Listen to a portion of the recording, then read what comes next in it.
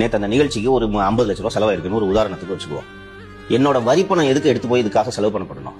உங்களுக்கு இளையராஜா மீது தீராத காதல் இருக்கிறது.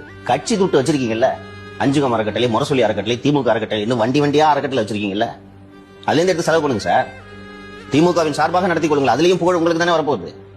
ஆபாசமா இல்ல இந்த நிகழ்ச்சி. முன்னாடி சிஎம் உட்கார்ந்துருப்பாரு, பக்கத்துல மகன், மருமக, பேரன், அவருக்கு பக்கத்துல யார் உட்கார்ந்து? வைகோ. தமிழ்நாட்டோட இன்னைக்கு உயிரோடு இருக்கக்கூடிய ஒரு மூத்த அரசியல்வாதிகளில் வைகோ ஒருவர். அவருக்கும் இவருக்கும் பக்கத்து சீட்டா என்ன தகுதியின் அடிப்படையில் நீங்கள் இன்பநிதியை உட்கார வைத்தீர்கள்? இதெல்லாம் நான் எளிதா கடந்து போக மாட்டேன். இவராவது துணை முதல்வர், புரோட்டோகால் இருக்கு. அந்த சின்ன பையனுக்கு என்ன இருக்கு சார்? அவங்க கட்சியில ஏத்துக்கிட்டாங்க. இதெல்லாம் பண்ண முடியாது. அரசு விழாமா கேள்வி கேட்பேன் நானு. அதைத்தான் நான் சொல்றேன். கட்சியில ஏத்துக்கிட்டாங்க நீங்க இல்ல, கட்சி விழாவை நடத்துங்க. நான் கேட்கவே மாட்டேன். உங்க குடும்பத்துல நண்டு சிண்டெல்லாம் கூப்பிட்டு உட்கார வைங்க, திராவிட மாப்பிள்ளை சார் முன்னாடி உட்கார வைங்க. நான் கேட்க மாட்டேன்.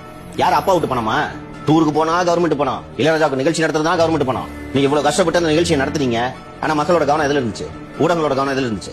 12:30 மணி வரைக்கும் பெரம்பலூருக்கு போயிட்டே இருக்காரு, பேசுவாரான்னு சொல்லிட்டு பாத்துக்கிட்டே இருந்தாங்க. பெரம்பலூர்ல ஒரு போய் ரீச் ஆகும் போதே மணி 12 கடந்து விட்டது. 12 மணி வரைக்கும் நான் பாத்துக்கிட்டு இருந்தேன். அதுக்கு மேல முடியலன்னு தூங்கிட்டேன் நான்.